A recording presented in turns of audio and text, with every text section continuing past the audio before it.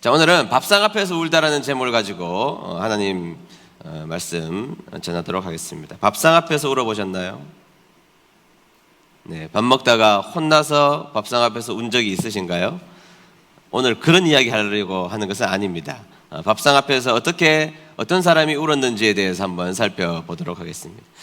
중국의 이 춘추 전국 시대에 오나라와 월나라가 치열한 전투를 하게 되었는데요. 그 오나라의 왕이었던 함녀인가요? 그 사람이 전쟁에서 심한 부상을 당해서 죽게 되었습니다. 죽게 되자 자신의 아들을 불러놓고 아주 신신당부를 하게 되죠. 뭐라고 당부하느냐? 내 원수를 갚아다오. 크리스찬이면 이런 부탁 안 했겠죠. 자신의 아들의 인생을 어떻게 평생 원수 갚는 데 사용하도록 합니까?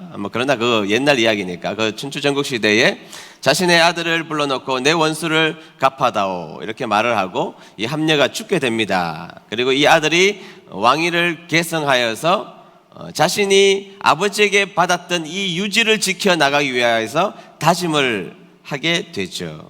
그런데 여러분, 왕의 이 안락함이 자신에게 주어진 이 사명으로부터 이탈시킬까봐 이 아들은 자신을 꼼꼼하게 체크하기로 작정하게 됩니다. 그래서 안락한 궁궐의 평안한 비단 침대에서 누이지 아니했죠. 그래서 딱딱한 나무, 섬나무라고 하는데 딱딱한 그 나무 위에서 잠을 청했고, 그리고 매일같이 자신의 집 안에는 쓸개를 매달아 놓고 그 쓸개를 씹으면서 안락함을 버리고 원수를 갚기 위해서 애를 썼다는 것입니다. 그래서 결국에는 자신의 다짐이 식어지지 않도록 했고, 결국에는 원수를 갚았다라는 내용이죠. 그 내용을 담은 사자성어가 뭐죠? 와신상담입니다. 와신상담. 그래서 우리의 몸을 섬나무 위에 눕히고 그리고 쓸개를 씹었다. 와신상담이라는 말입니다. 살다 보면 원수 있어요, 없어요? 네, 원수를 만나게 됩니다. 그 원수가 꼭 사람일까? 저는 꼭 그렇지 않다고 생각합니다. 사람일까? 그리고 원수 짓을 하는 사람을 만나기도 하지만 사실은 원수가 사탄이지 않습니까? 사탄이 그 사람에게 역사했고 그 사건에게 역사해서 결국에는 원수가 된 것이죠. 사탄의 작당으로 말미암아 원수 짓을 하는 사람들이 있게 마련인 것입니다. 자, 우리는 인생에서 이런 원수들을 만나게 된다면, 그리고 우리를 우는 사자처럼 삼키려고 하는 그 원수 사탄 마귀의 모습들을 우리가 만나게 된다면 이 상황을 어떻게 해석하고 지나가는 자가 훨씬 더 중요한 문제라고 생각을 하는데요. 오늘은 그 부분에 대해서 한번 살펴보도록 하겠습니다. 오늘은 한절 설교가 아니고 반절 설교입니다. 반절 설교. 네, 오늘 본문의 앞절만 가지고 설교하도록 하겠습니다. 자, 첫 번째, 원수는 우리의 마음 둘 곳을 명확하게 해주는 도구라는 사실을 기억하며 살아가야 한다는 것입니다. 다 같이 읽어봅니다. 시작. 원수는 우리의 마음 둘 곳을 명확하게 해주는 도구입니다. 네, 시편 기자 다윗은 수많은 원수들을 만나며 살았던 삶이었던 것입니다. 다윗이 원수에 대한 번민이 얼마나 컸는지 시편을 보면, 시편이 다 다윗이 지은 것은 아니지만 굉장히 많은 부분 다윗이 지었는데요, 83번 원수에 대한 이야기가 나옵니다. 원수로 가득 찬 것이 다윗의 인생이었다고 해도 과언이 아닐 만큼 원수로 가득했던 인생입니다. 특별히 다윗은 원수 때문에 너무너무 고통스럽고 힘든 인생을 살았던 것이죠. 그래서 시편 13편 2절을 보면 우리 다 같이 한번 읽어볼까요? 다 같이 읽습니다. 시작. 나의 영혼이 번민하고 종일토록 마음에 근심하기를 어느 때까지 하오며 내 원수가 나를 치며 자랑하기를 어느 때까지 하리이까. 아멘. 아멘. 자, 원수가 자신을 거의 짓밟아서 이겨버린 것만 같았던 것입니다. 원수가 가득했는데 이 원수가 득세하는 모습을 자신의 인생에서 보면서 너무 낙심하고 너무 힘들었던 다윗은 하나님 앞에, 하나님 제발 저에게 좀 가까이 와주십시오, 이렇게 간절히 기도했던 것이죠.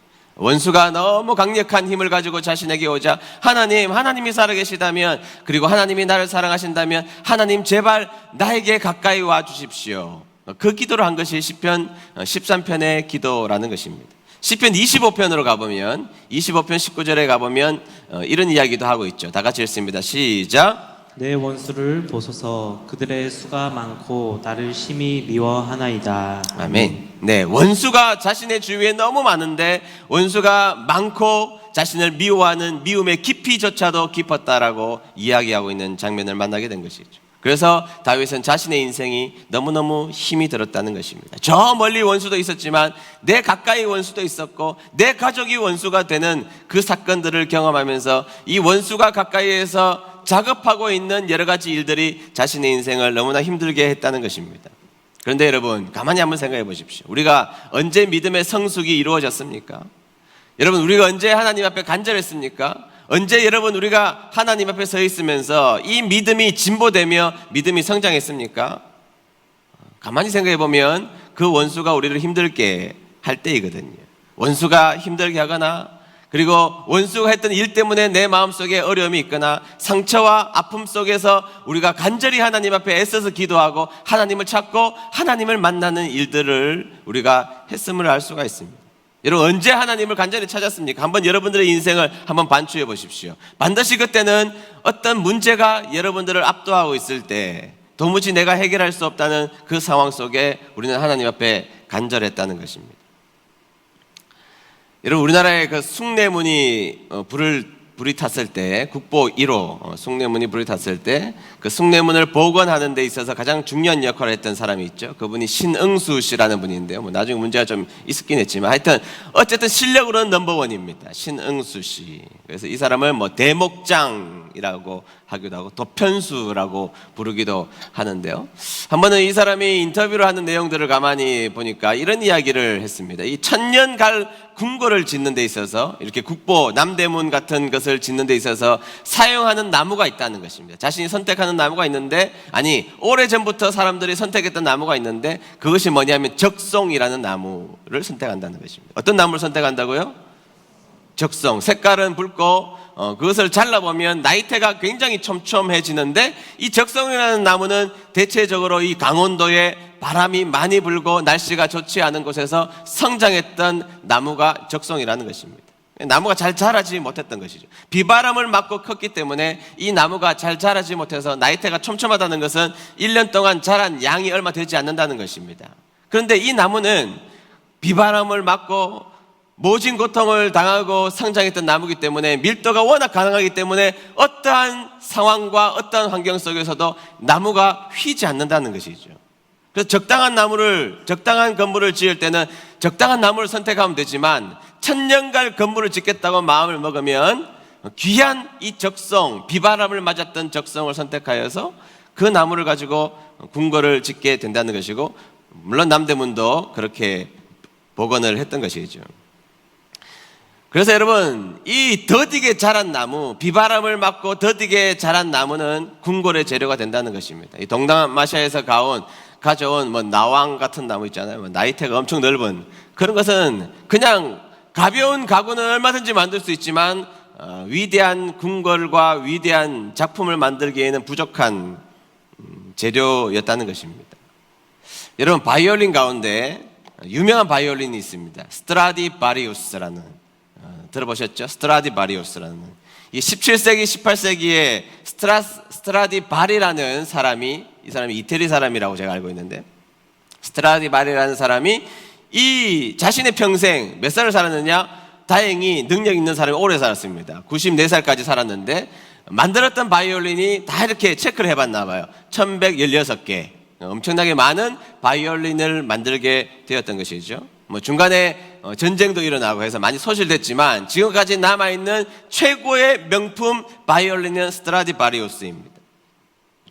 그런데 지금도 그 소리를 아무도 따라갈 수가 없다는 것입니다. 근데 여러분, 좀 이상하지 않아요? 여러분, 지금 만약에 그 기계를 최신 장비 스캐너에다가 쫙 집어넣어서 스캔을 해보면 설계도가 나올 것 아닙니까? 그럼 지금도 그 기술을 가지고 설계도로 똑같이 만들면 그런 소리가 분명히 날 것 같거든요. 한 번은 텔레비전에 우리나라의 유명한 바이올린을 만드는 장인이 나왔습니다. 오래전인데 그 당시에 자기가 만든 최고의 작품 가격이 얼마냐? 2천만 원에서 3천만 원쯤 한대요, 바이올린이. 그런데 그 유명했던 악기와 이 사람이 만든 악기, 이 유명한 분이 만든 악기를 그 자리에서 연주했을 때 그것을 구분해내는 사람이 별로 없었습니다. 유명한 연주자라도 구분해내는 사람이 별로 없었다고. 그러니까 금방 만들면 2천만 원짜리, 3천만 원짜리 바이올린도 그런 멋진 소리가 난다는 것입니다. 그런데 그 뒤에 이야기가 있습니다. 처음에는 똑같은 소리가 나도 시간이 지나면 소리가 완전히 달라진다는 것입니다. 처음에는 비슷해졌는데 에이징을 거치면 숙성된 소리로 몇 년, 10년, 20년, 30년 지나면 그때부터는 비교할 수 없는 소리로 또다시 갈라지게 된다고 이야기를 했습니다. 세계 4대 바이올린이 있죠. 스트라디바리우스, 과든네리, 그 다음에 아미티 과디니니, 이 4대 바이올린이 있는데요. 중요한 것이 뭔지 아십니까? 이 4대 바이올린이 언제 태어났느냐? 17세기에서 18세기 딱 정해진 기간에만 태어납니다. 우리는 스트라디바리우스만 많이 알고 있지만 세계적으로 이 4대 바이올린이 있는데요. 이 4대 바이올린 모두 예외 없이 17세기, 18세기에 이 땅에 등장하게 됩니다. 그러면 여러분, 기술이 달랐을까요? 저는 꼭 그렇게 생각하지 않습니다. 중요한 이유를 연구해 본 결과 17세기, 18세기는 우리 지구의 소빙하기였습니다. 추워도 그렇게 추웠다고 그래요. 나무들이 죽어나갔고 살아남은 나무들이 별로 없었다는 것입니다. 그때 스위스 근방에 살아남은 나무를 가지고 만든 악기가 스트라디바리우스 뿐만 아니라 4대 악기가 되었던 것이죠. 모진 비바람을 겪고 수많은 나무들이 죽어갈 때 그 나무들 사이에서 살아남은 나무로 만든 이 악기들이 기술의 차이가 아니라 이 재료의 차이에서 지금까지 사람들에게 아주 영향력이 있는 위대한 악기가 된 것입니다. 지금 아무리 싼 거를 구하려고 해도 15억 줘도 못 구합니다. 어떤 거는 150억씩 간다고 그래요. 그 정도는 놀라지 않는다는 걸 제가 알고 있지만, 명품은 간단하게 등장하는 것이 아닙니다. 신흥수 대목장이 적성이 비바람을 견뎌온 나무가 명품이 된다고 하면서 마지막에 이런 이야기를 덧붙였습니다. 사람도 마찬가지입니다. 사람도 마찬가지입니다. 좀 전에 소개했던 시편 13편에 원수 때문에 고생했던 이 다윗이 어떤 고백을 합니까? 시편 13편 5절, 같은 13편의 5절을 보도록 할까요? 다 같이 읽습니다. 시작. 나는 오직 주의 사랑을 의지하여 싸우니 나의 마음은 주의 구원을 기뻐하리이다. 아멘. 나는 오직 주의 사랑을 의지하여 싸우니 나의 마음은 주의 구원을 기뻐하리이다. 그는 고난이 있었습니다. 원수가 있었습니다. 원수 때문에 낙심했고 낭망했지만 그는 결국 누구를 바라봐야 할지를 명확하게 알았다는 것이죠. 누구를 바라봐야 할지, 누구를 의지해야 될지, 누구를 붙잡아야 될지를 고난 가운데 원수 앞에서, 원수가 자신을 괴롭히는 그 상황 앞에서 그가 분명하게 깨달은 사실, 나는 주님 의지해야 사는구나. 아멘. 네, 그거를 깨달았다는 것입니다. 시편 119편 71절, 여러분들이 잘 알고 있는 것입니다. 고난당하는 것이 내게는 좋았습니다. 말이 됩니까? 고난당하는 것이 내게 유익이다, 내게는 좋았습니다. 말이 됩니까? 그런데 그 때문에 나는 주의 법령들을 배우게 되었습니다.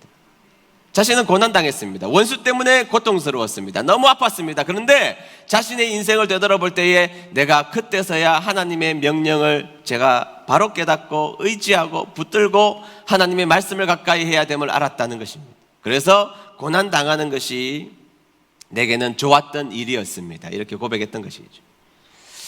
원수가, 그리고 원수가 벌인 일들, 그리고 혹시 여러분들의 인생에서 상처와 아픔이 있을 때 그게 좋은 것이 있다면 그것은 주님을 의지하는 법을 배우기 때문입니다. 아니, 더 정확하게 말하자면 그것 때문에 주님을 의지해야 된다는 것을 깨닫게 된다는 것입니다. 더 정확하게 말하자면 그것 때문에 우리가 주님 앞에 나오게 된다는 것입니다. 그래서 내 인생에 원수가 찾아올지라도, 원수 짓을 하는 사람을 만날지라도 그것 때문에 여러분들의 낙심에, 낭망의 어두운 골짜기를 지나간다고 생각하지 마시고 그것 때문에 주님 앞에 나오시는 저와 여러분 되시기를 주의 이름으로 축복합니다.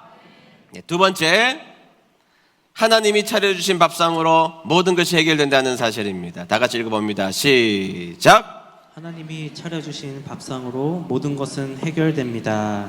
5절을 볼까요? 5절을 5절을 읽겠습니다. 시작. 주께서 내 원수의 목전에서 내게 상을 차려주시고 기름을 내 머리에 부으셨으니 내 잔이 넘치나이다. 아멘. 자, 이 구절이 우리 옛날 성경을 보신 분들은 이 구절을 가지고 오해를 많이 했죠. 옛날에는 내게 상을 베푸시고 이렇게 말하니까 아, 하나님이 원수들 앞에서 나에게 상을 주시는구나, 트로피를 주시는구나, 뭐 이렇게 생각을 했는데 그게 아니고 여기 등장하는 나에게 상을 차려주시고죠. 차려주시고 preparing breakfast, 나에게 밥상을 차려주셨다는 의미입니다. 밥상을 차려주셨다. 근데 여러분, 어디에서? 원수의 눈앞에서 나에게 밥상을 차려주셨다, 뭐 그런 말이거든요. 원수의 눈앞에서 나에게 밥상을 차려주셨다. 여러분, 이 구절을 여러분 어떻게 받아들이십니까? 아, 원수를 짓밟았구나, 원수를 승리했구나, 뭐 원수를 그냥 깨부쉈구나, 뭐 그런 의미일까요? 자, 뉘앙스가 원수를 깨부수고 원수를 박살내고 원수를 그냥 쳐부숴서 승리의 계가를 불러서 밥을 먹게 되는구나, 뭐 그런 의미일까요? 그런 의미하고 뉘앙스가 다르다고 저는 생각합니다. 저는 이 느낌을 여러분들에게 정확하게 설명해 드리기 위해서 저는 베드로라는 예수님의 수제자의 스토리를 하나 끌고 와서 여러분들과 함께 이 장면을 한번 묘사해 보려고 하는 것입니다. 여러분, 예수님이 십자가에 못 박히시고 예수님이 잡히실 때 베드로가 예수님을 몇 번 부인했죠? 3번 부인했습니다. 3번. 2번은 그냥 부인했고 3번째는 저주를 하면서 예수님을 부인하게 되었던 것인데요. 이 장면을 다시 한 번 더 여러분 아시지만 다시 한 번 더 이 그림을 영화처럼 그려보면서 한번 생각해 보시기를 바랍니다. 여러분, 베드로가 예수님을 부인하기 전에 예수님이 베드로에게 분명하게 말씀해 주셨습니다. 뭐라고 말씀하셨느냐? 시몬아, 사탄이 널 이용하겠다고 나에게 허락을 요청했어. 시몬 잘 들어봐. 사탄이 널 이용하겠다고 나에게 허락을 요청했지만 그러나 나는 너의 믿음이 꺾이지 않도록 기도했단다. 그러니 너의 믿음을 굳게 하렴. 그것은 너의 책임이야. 이렇게 말씀하셨던 것이죠. 사탄이 나에게 찾아왔어. 그리고 너를 허락해달라고 나에게 요청했지만 네가 굳건하게 서달라고 오히려 기도했고 그 문제 앞에서는 네가 책임을 져야 해. 자, 그 말을 듣자 이 베드로가 뭐라고 이야기했습니까? 누가복음 22장 33절을 보세요. 제가 읽겠습니다. 베드로가 예수님께 말했습니다. 주님과 함께라면 감옥에 갈 수도 있고 죽을 준비도 되어 있습니다. 그렇게 말했다고요. 예수님, 그런 걱정은 붙들어 매시죠. 내가 어떤 사람입니까? 내가 용기 있는 사람 아닙니까? 예수님이 감옥 간다고요? 내가 감옥 갈게요. 예수님이 죽으시면 나도 같이 매달려 죽을게요. 말만 이만기. 보세요. 베드로는 말만 이만기예요. 아무것도 안 해요. 말은 뭐 다 할 것 같이는 이야기하지 않아요. 그 이렇게 이야기했던 것입니다. 예수님이 그 이야기 듣고 너무 쉽게 이야기하지 마라. 그 예언을 하시고 나서 진짜 베드로가 예수님을 3번이나 부인을 하지 않습니까? 마지막에는 저주까지 하면서 부인을 했던 것입니다. 그리고 닭이 울어요.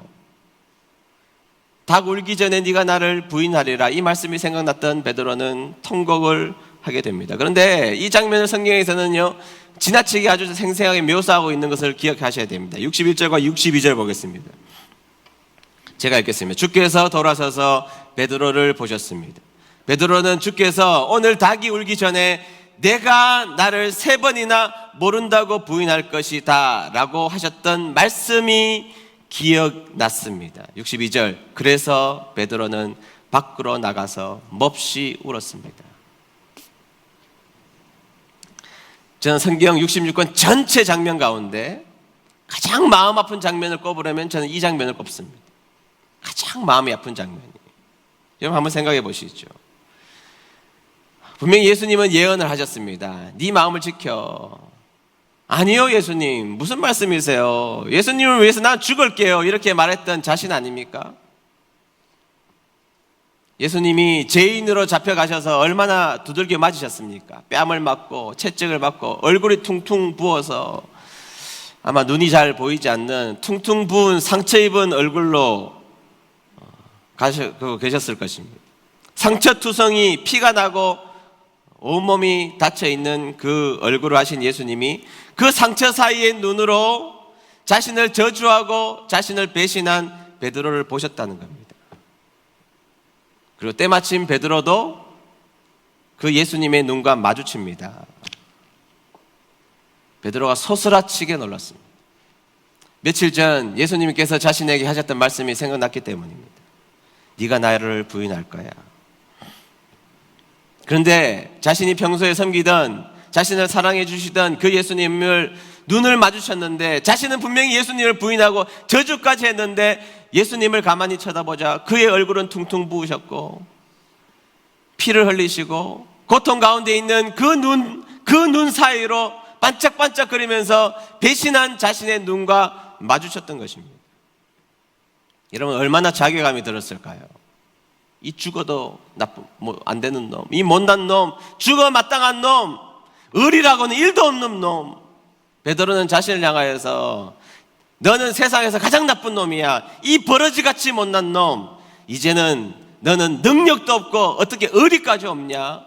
능력이 없으면 의리라도 있어야지. 그런데 너는 능력도 없고 의리도 없는 놈이냐?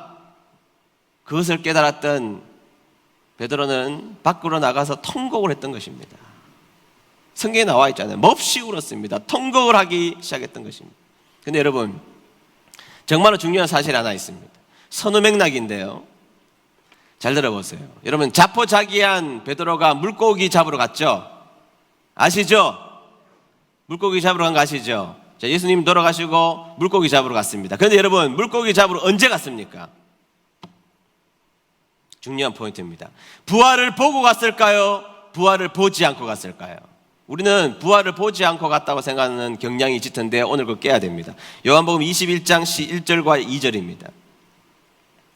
다 같이 읽습니다. 시작. 이 일이 일어난 후 예수님께서 디베랴 호수에서 제자들에게 다시 자신을 나타내셨습니다.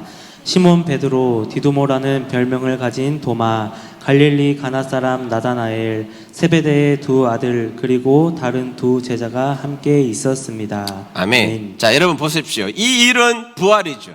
부활이 있은 이후에 예수님은 제자들에게 나타나 주셨습니다. 여러분 생각해 보십시오. 베드로는요, 자신의 인생에서 한 번도 들어보지도 못한, 경험해 보지도 못한 그것을 눈으로 보고 귀로 듣고 분명히 예수님의 부활을 확인했습니다. 놀라운 일이죠.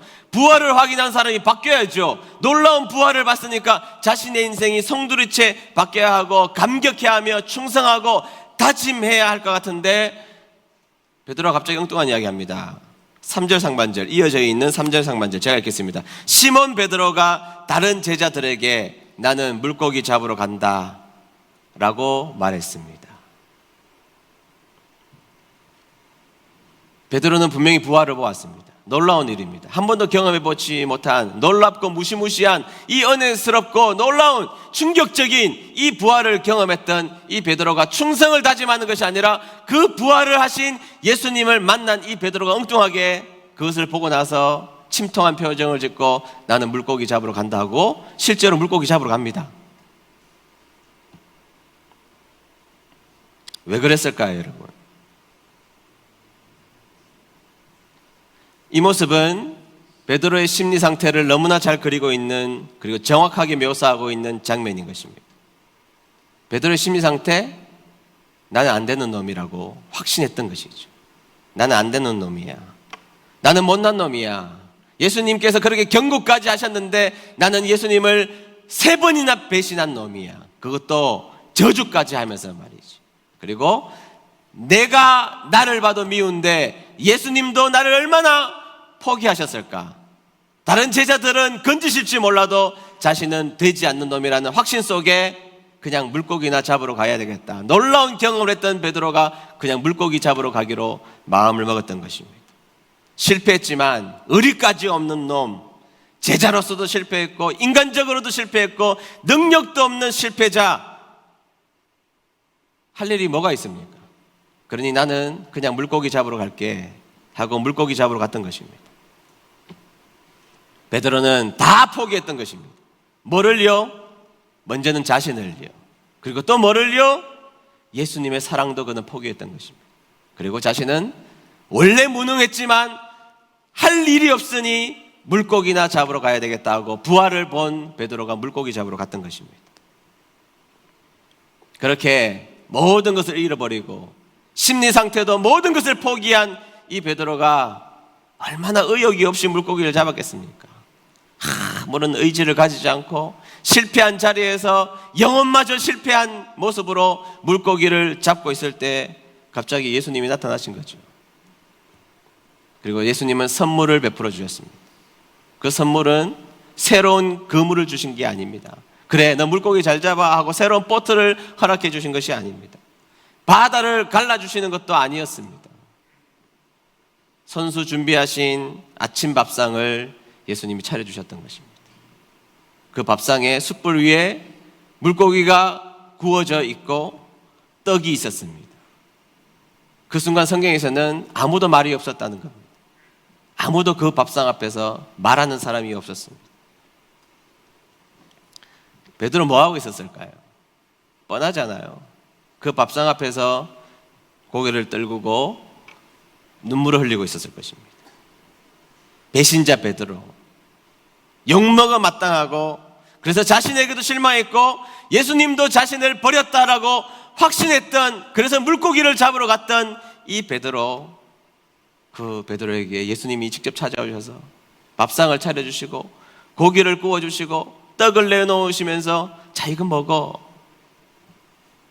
밥이 입으로 들어가는지, 눈물이 입으로 들어가는지 모르는 이 상황 속에 이 베드로의 마음을 여러분들이 생각해 보셨습니까?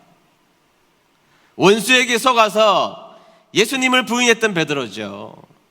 예수님을 넘어뜨리려고 했던 사탄들이 보고 있는 바로 그 상황에서 예수님은 밥상을 차려주신 것입니다. 그리고 베드로는 이 밥상 앞에서 다시 살아났던 것이죠. 여러분, 이 베드로의 마음의 외침 들리십니까? 사탄, 니들 지금 나 보고 있어? 이분이 내가 믿는 예수님이야.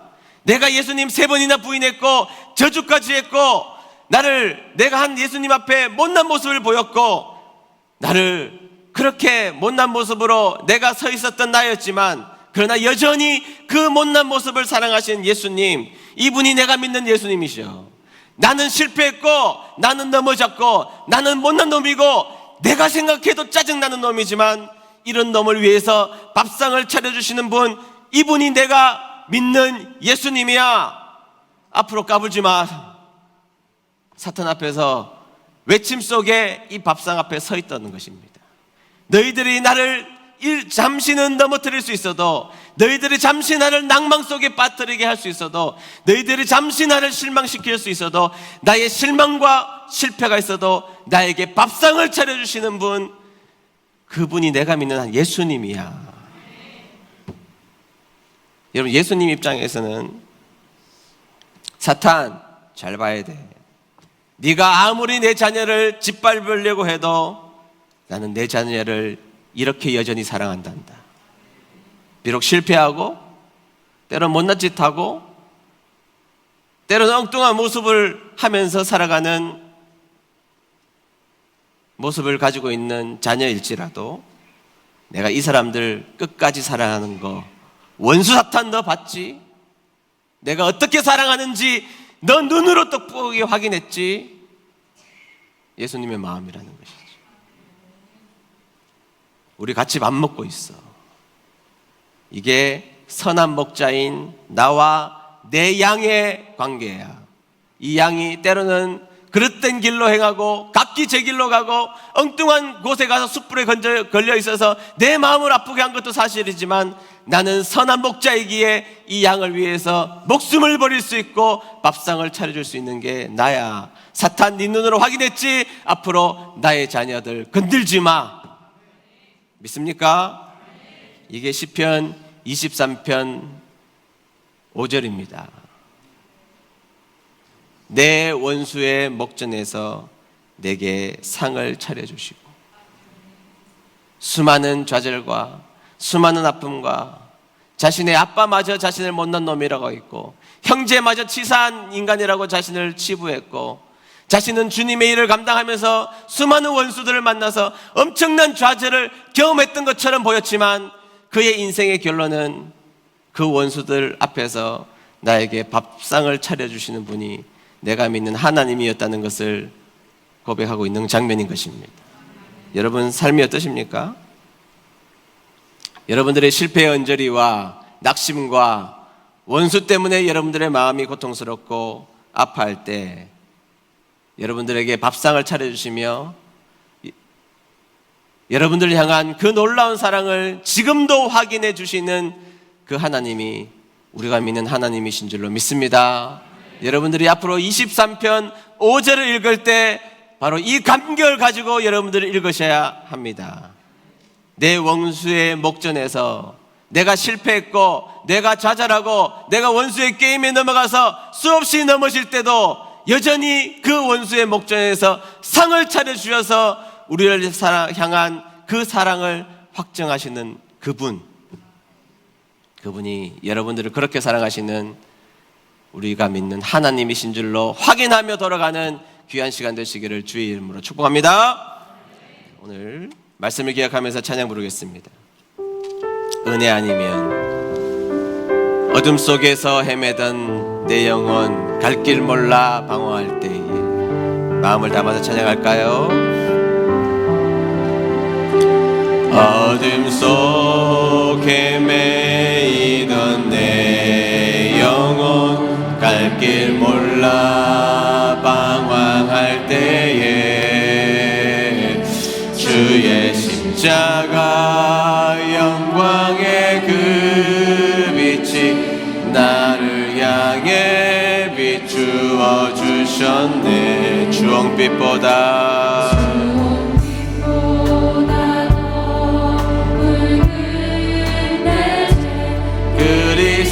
그리스도의 피로 씻기어 완전한 사랑 주님의 은혜로 새 생명 주께 얻었네. 은혜 아니면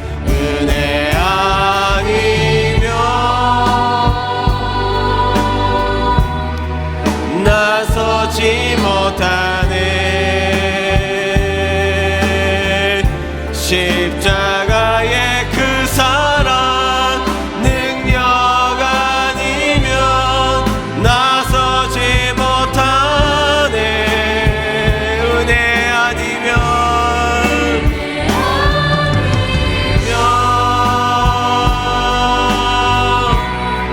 나서지 못하네. 놀라운 사랑 그 다같이 손을 들고 찬양하겠습니다. 은혜 아니면 나서지 못하네. 은혜, 우리 주님의 은혜를 생각합시다. 수많은 좌절과 낙심 속에서도 배신 속에서도 상을 차려주시는 우리 하나님, 십자가의 그 사랑 능력 아니면 나서지 못. 우리 주님 바라보면서 은혜 아니면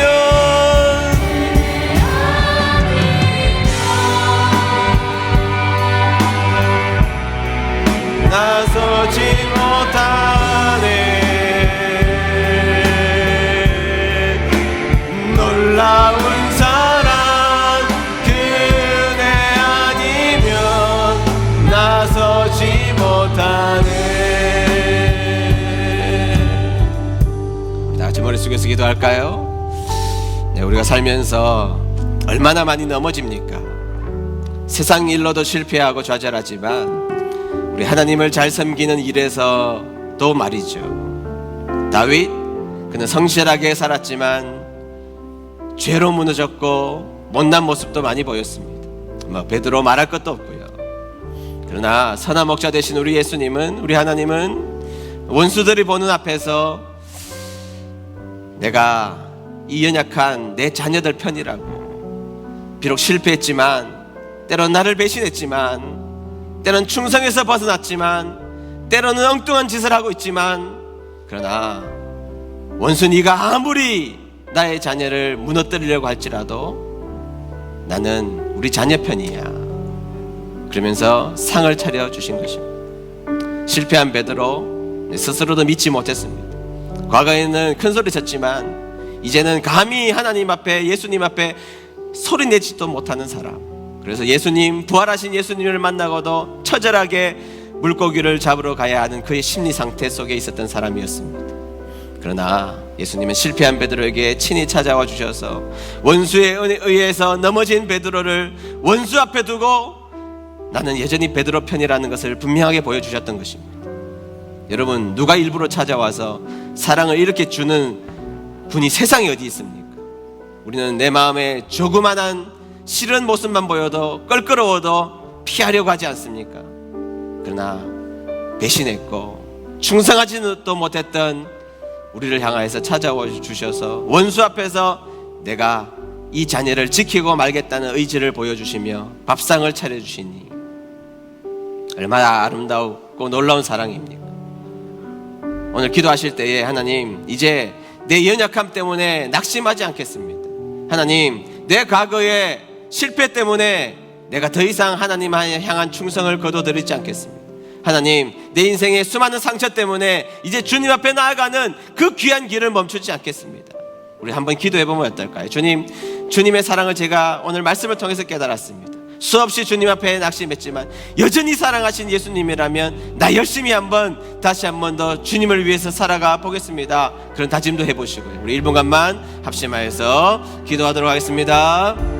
하나님 아버지 감사합니다.